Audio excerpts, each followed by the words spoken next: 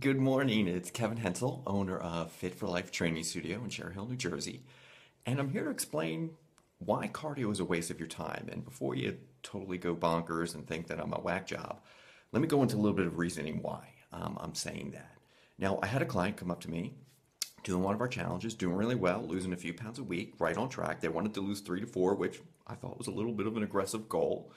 Um, and they were doing all the work. They were eating really well. They were following meal plans that we sent. They were doing all those things. They weren't quite hitting that 3 to 4 pound mark, which I thought was still really good to even lose a few pounds. So the first thing I asked, I said, well, what do you think you can do differently to lose those extra pounds? And the first thing she said was, I need to add more cardio. Um, and I hear this all the time. I hear this probably about 5 or 6 times a week. Everybody thinks that the first thing that they should do if they want to lose weight faster is do more cardio. So I'm going to explain to you kind of why that's the probably the least efficient and least effective way to lose weight. And what are some of the other better options that are going to give you quicker results? And so let me throw a little bit of math at you so you can understand this. And I'm not saying cardiovascular for people who want to get health benefits. Cardio is awesome. There's no question of that. But if weight loss and losing body fat and tightening and toning are your primary goal, cardio is probably one of the slowest, if not the slowest way to get to that goal. And let me explain why. First of all, let's say most people can't unfortunately work out at an intensity high enough to burn enough calories where cardio is an effective form of weight loss. And the math will kind of make this explain a little bit better. Let's say you walk, an average weight person, let's say about 180 pounds, male or female, doesn't really matter, walks about 30 minutes. You would think, and obviously there's going to be some variations here with the size of the person and the gender, some small variations here. But let's say you burn walking a half hour, even walking at a moderate pace at like 3.5, 4 miles an hour, which is an average pace of most people, you would burn about 150 calories. Now there's 3,600 calories in 1 pound of fat. So if you have to divide 150 into 3,600, I think you're starting to see how long it's going to take for you to walk 30 minutes, burning only 150 calories, even if you walk, let's say you walk 6 times a week. So you're going to be burning, let's say 150 times 2 is 30. So you're going to be burning about 900 calories a week. So divide 900 by 3,600, it's going to take you 4 weeks to burn 1 pound of fat walking 30 minutes at a brisk to moderate pace for 30 minutes a day. Now, I don't know about you, but I don't have an extra hour 5 to 6 days a week to throw into my schedule to just walk. The only way that cardiovascular is going to give you an effective weight loss tool, especially like in the short term, is if you can run about 5 to 10 miles a day for about 5 to 6 days a week, or you can spin for about 60 minutes about 5 to 6 days a week. The problem with those things is most people, I know about me, if I tried to run for an hour, my knees and my back would be killing me because I used to lift like a jackass when I was young, when I was 20 years old, and created some repetitive stress issues in my knee and in my shoulders and in my back.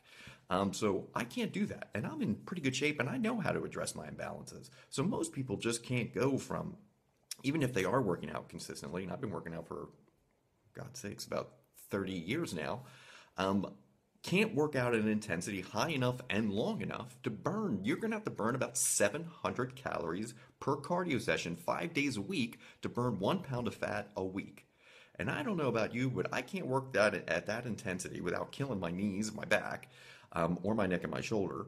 And I just don't have the time. I mean, who the hell has time for that? So that's why I'm trying to tell you that cardio is the least effective way. And especially if you want to lose weight quickly, it takes a while for cardio to take effect. And if you want those health benefits of just being active, I mean, of course, it's great for cardiovascular health. It's great for your depression and mood. That's when just doing cardio like 30, 45 minutes of a nice walk have great benefits, but not when it comes to weight loss, losing body fat, and tightening toning. So I want to make sure you're spending your time on what's going to give you the maximum return on your investment.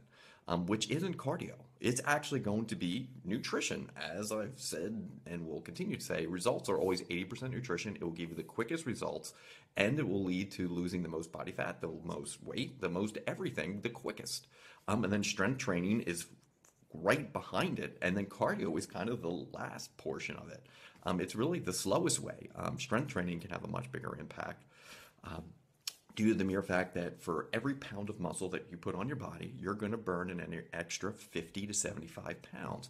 And with a moderate to slightly more aggressive strength training routine of doing it like 3 to 4 times a week, maybe 30 minutes, maybe 60 if you're feeling spicy, but you can easily do it 3 times a week, 30 minutes, and gain anywhere from 5 to 7 or 8 pounds of lean body mass of extra muscle. So that 5 pounds of muscle burning, let's say 50 to 75 extra calories, 5 times 50 is like an extra 250, 300. 300 calories a day, 7 days a week, because that muscle just doesn't disappear. That's like losing 1 or 2 pounds in a month just by doing 3 times a week, 30-minute workouts. That is a huge game changer. And it has a much better return on investment because cardio you have to do almost every day of the week. Has to be about an hour, and you need to burn about 700 calories without killing yourself and potentially irritating some joint irritation or some postural imbalances that you might have.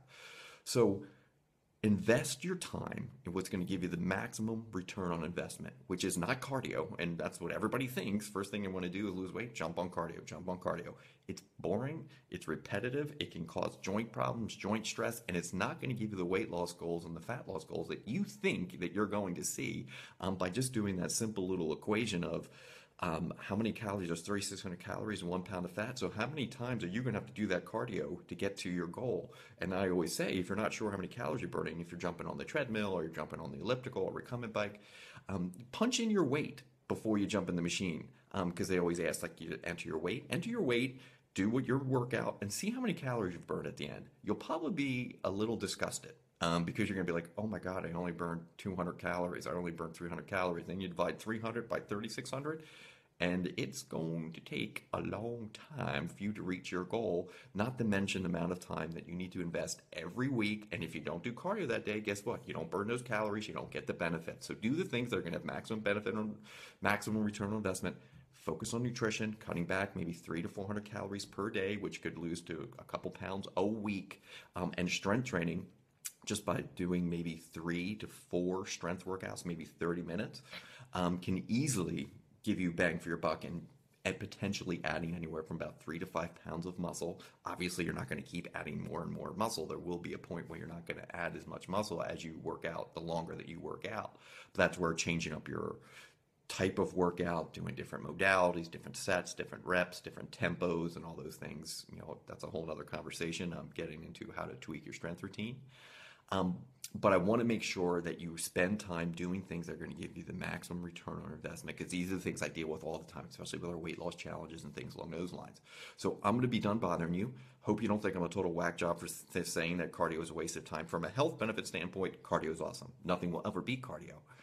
But from a weight loss, fat loss, toning, firming standpoint, cardio is by far the slowest way. Unless you can run 5 to 10 miles a day, about 5-6 days a week, or you can spin for about 5 or 6 days a week, or you can do cardio insanity, those awesome videos that you see on TV all the time for about 5 or 6 days a week. But like I said, I don't know about you, but my joints can't hang with that stuff. I'm not that old, but I'm a little beat up from working out like an idiot when I was younger, so you might fall into my group.